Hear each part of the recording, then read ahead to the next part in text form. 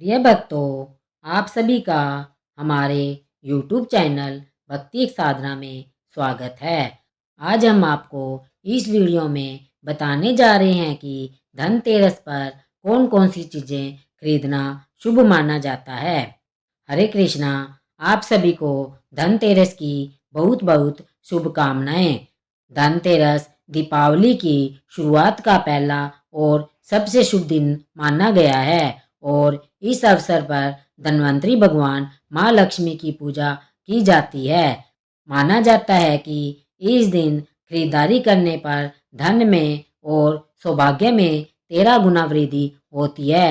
यही कारण है कि हर कोई इस दिन कुछ ना कुछ अपनी सामर्थ्य के अनुसार जरूर खरीदता है। ऐसे में अगर आप इस साल धनतेरस पर कम बजट में कुछ खास खरीदना चाहते हो या आपकी सामर्थ्य हो और आप कुछ अच्छी और महंगी वस्तु खरीदना चाहते हैं तो आपको हम बताएंगे कि ऐसी कौन सी 13 वस्तुएं हैं जो आप इस दिन सुख और सौभाग्य में वृद्धि के लिए खरीद सकते हैं।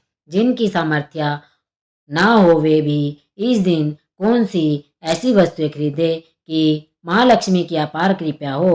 तो चलिए जानते हैं इस वीडियो में। वीडियो को आप पूरा जरूर देखिए। सबसे पहले वस्तु है नई झाड़ू। धनतेरस के दिन नई झाड़ू खरीदना बहुत ही शुभ माना जाता है। झाड़ू को माँ लक्ष्मी का प्रतीक माना जाता है और ऐसा माना जाता है कि नई झाड़ू से धनतेरस के दिन पहले पूजा करके फिर उसका प्रयोग करने से घर की सारी नकारात्मक ऊर्जा दूर हो जाती है और घर में सुख समृद्धि का वास हो जाता है। अगर सामर्थ्य हो तो धनतेरस के दिन एक झाड़ू का गुप्त दान करना चाहिए। इसे आप मंदिर में, किसी चौराहे पर या फिर ऐसी जगह पर रख दे जहाँ से कोई भी जरूरतमंद व्यक्ति इस झाड़ू को उठा कर ले जाए। दूसरी वस्तु है साबुत धनिया। धनतेरस के दिन आप कुछ लेकर आए या ना आए, साबुत धनिया तो हर कोई ला सकता है। साबुत धनिया लाकर दिवाली के दिन उसे पूजा करने के बाद अपने ही घर में, क्यारी में या गमले में डालना चाहिए और ऐसा करने से कहा जाता है कि घर में आपके जो भी धन है, जो भी आय है, उसमें बरकत होने लगती है। अगर आए दिन अनावश्यक रूप से खर्चे होते हो तो उसमें भी रोक लग जाती है। इस दिन नमक भी खरीद कर लाना चाहिए। नमक अगर आप डली वाला लाते हैं तो और भी शुभ है, लेकिन आजकल डली वाला नमक मिलना हर जगह पॉसिबल नहीं होता है। तो आप जो भी नमक आपको मिल पाता हो वह नमक आप इस दिन घर पर लेकर आए। धनतेरस से लेकर दीपावली के अगले दिन गोवर्धन और भाई दूज तक आप इसी नमक का प्रयोग करें और इन 5 दिनों तक लगातार आपको नमक का पोछा भी घर में लगाना चाहिए। ऐसा करने से एक तो दरिद्रता दूर हो जाती है और घर से नकारात्मक ऊर्जा भी दूर हो जाती है। चौथी वस्तु जो आपको घर पर लानी चाहिए वह है गोमती चक्र। कहते हैं कि जिस घर में गोमती चक्र होता है वहाँ सुख, सौभाग्य और समृद्धि की वृद्धि होती है। गोमती चक्र घर पर रखने से वस्तु दोष भी दूर हो जाता है और अगर घर में किसी भी सदस्य में आत्मविश्वास की कमी हो तो धनतेरस के दिन गोमती चक्र लाकर उनके हाथ से पूजा करवाकर फिर बाद में आपको इन गोमती चक्र को अपने मंदिर में या फिर धन रखने के स्थान पर आपको रख देना चाहिए। ऐसा करने से जो भी आपको परेशानी होती है वह दूर हो जाती है। आपको यह सारी वस्तुएं मार्केट में पूजा वाली दुकान में बहुत आसानी से मिल जाएगी। पांचवी वस्तु है कोड़ियाँ। कोड़ियाँ आपको सफ़ेद, भूरी, पीली या चितकबरी मिल जाएगी, लेकिन आपको जो कोड़ियाँ लानी है वह या तो सफ़ेद लेकर आए या फिर पीले रंग की कोड़ियाँ लेकर आए। कहते हैं कि जिस घर में कोड़ियाँ होती है वहाँ पर माँ लक्ष्मी जी हमेशा वास करती है। कोड़ियाँ माँ लक्ष्मी जी को आकर्षित करती है, इसलिए आज के दिन आप 5, 7, 11 या 13 कोड़ियाँ लाकर आप चाहे तो धनतेरस की शाम को या फिर दिवाली की रात को इनकी पूजा करके रोली, अक्षत कुमकुम अर्पित करके फिर एक लाल कपड़े में बांधकर आपको अपने घर में जहाँ पर आप धन रखते हैं वहाँ रख देना चाहिए। हर साल आप इन्हीं पुरानी कौड़ियों की पूजा कर सकते हैं। हर साल आपको कौड़ियाँ खरीदने की आवश्यकता नहीं है। यदि आप नई कौड़ियाँ खरीदना ही चाहते हैं तो पुरानी कौड़ियों को आप जल में प्रवाहित कर दे। छठी वस्तु है श्री यंत्र। श्री यंत्र खरीदते समय देख लीजिए कि उस पर सभी चिन्ह अच्छे से अंकित होने चाहिए। श्री यंत्र जिस घर में होता है, नियमित रूप से श्री यंत्र की पूजा जिस घर में होती है वहां पर कभी धन का अभाव नहीं रहता है। श्री यंत्र की उत्पत्ति को लेकर धार्मिक पुराणों में एक उल्लेख मिलता है कि एक बार माँ लक्ष्मी जी प्रसन्न होकर पृथ्वी से बैकुंठ लोक चली गई थी। माता के रुष्ट हो जाने से धरती पर बहुत सारी समस्याएं प्रकट हो गई। ब्राह्मण और महाजन बिना लक्ष्मी के निर्धन हो गए। तब ब्राह्मणों में श्रेष्ठ वशिष्ठ मुनि ने निश्चय किया कि मैं लक्ष्मी जी को प्रसन्न कर पृथ्वी पर वापस ले आऊंगा। जब मुनि वशिष्ठ बैकुंठ में जाकर माँ लक्ष्मी जी से मिले तो उन्हें पता चला कि माँ लक्ष्मी जी तो अप्रसन्न है और वह किसी भी स्थिति में पृथ्वी पर आने को तैयार नहीं है। तब वशिष्ठ जी ने वहीं पर बैठकर भगवान विष्णु की आराधना शुरू कर दी। नारायण ने प्रसन्न होकर मुनि वशिष्ठ को अपने दर्शन दिए।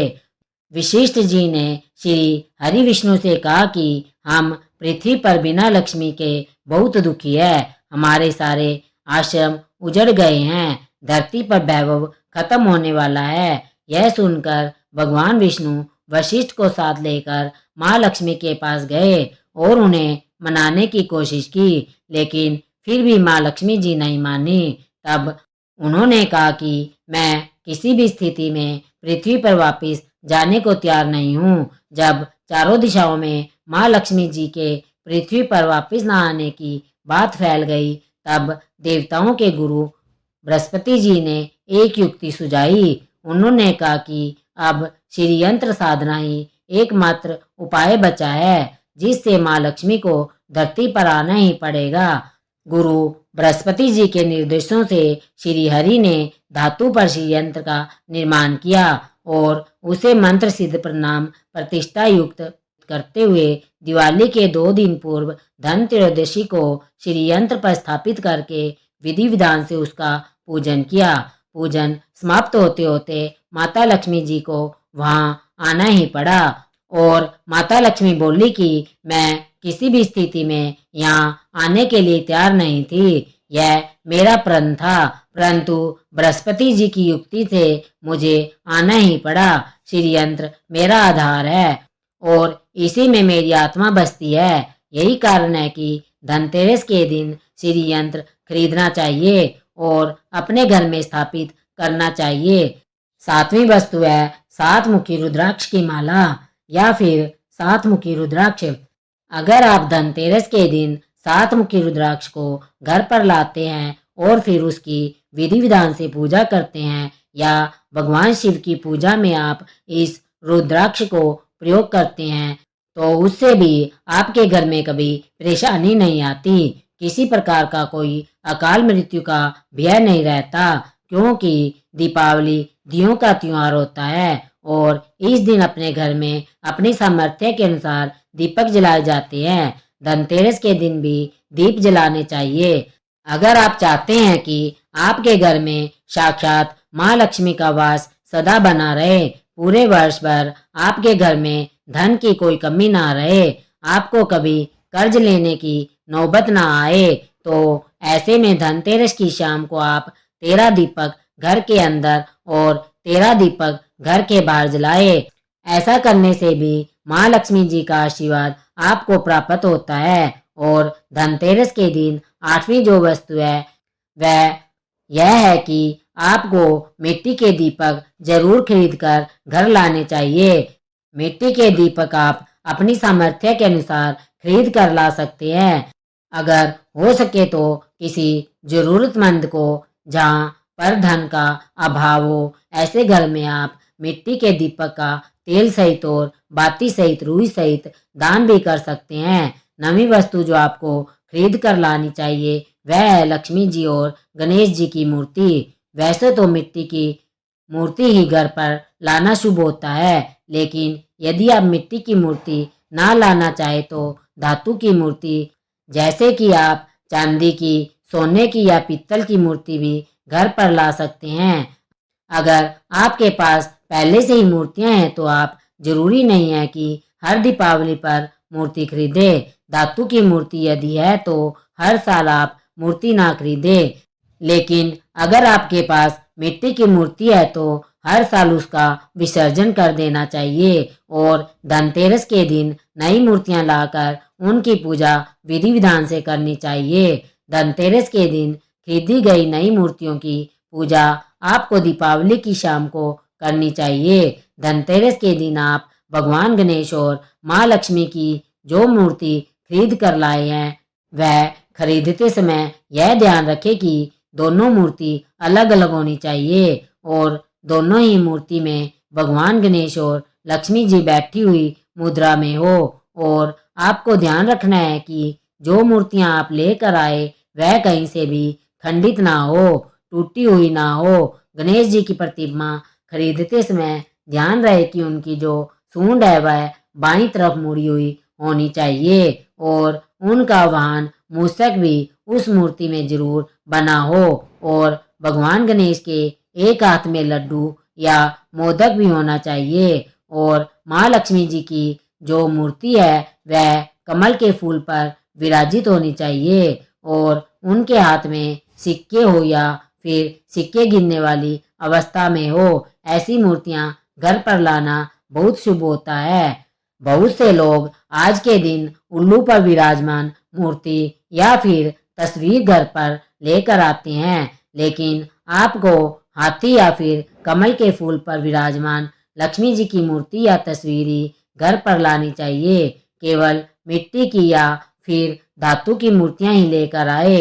अष्ट धातु की मूर्तियां भी आप ला सकते हैं। धनतेरस के दिन आपको 10वीं वस्तु खरीदनी चाहिए वह है कुबेर यंत्र।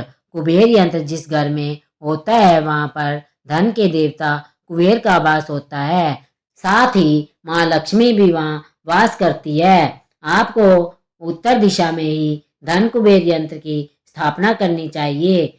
इस दिशा का सही निर्माण परिवार में सुख समृद्धि और खुशियों को लेकर आता है। साथ ही अगर आपको घर में किसी तरह का कोई वास्तु दोष हो तो वह दोष भी दूर हो जाएगा और व्यापार में आपके कारोबार में खूब बरकत होगी। कई बार लोग खूब मेहनत करने के बाद भी उतना धन नहीं कमा पाते जितना आप मेहनत करते हैं और मेहनत करने के बाद भी आपके धन की तिजोरी खाली ही रहती है, तो उसे पूरा साल भरा रखने के लिए आपको धनतेरस के दिन और दीपावली के दिन कुबेर यंत्र की विधि विधान से पूजा भी करनी चाहिए। कुबेर देवता के मंत्र ओम यक्ष राजाए विद्मे विश्व वैश्वनाय धीमी तन्नो कुबेराय प्रचोदयात का कम से कम एक माला या 51 बार जाप करना चाहिए। 11वीं वस्तु है सोने चांदी के आभूषण या फिर सिक्के। अपनी सामर्थ्य के अनुसार आपको आज के दिन सोने चांदी के आभूषण या फिर कोई भी चांदी का सिक्का खरीदना चाहिए और उसकी पूजा आपको करनी चाहिए।